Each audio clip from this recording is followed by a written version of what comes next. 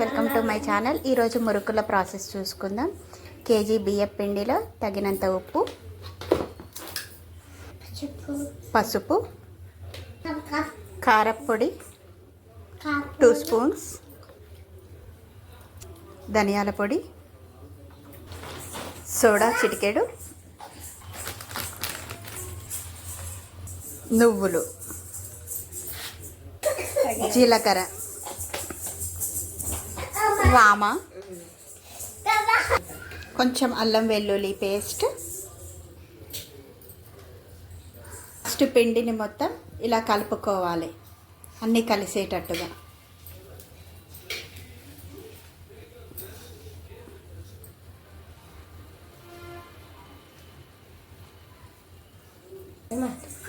వేడి వేడి నీళ్ళు కలపడానికి యాడ్ చేసుకోవాలి. ఇప్పుడు ఈ పిండిని ముద్దలాగా కలుపుకోవాలి. ఏం కావాలి నాన్న? మేము మా పనిలో మేముంటే మా చిట్టి తల్లి చూడండి. ఏం కావాలి నాన్న?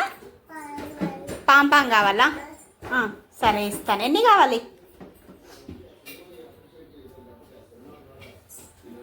1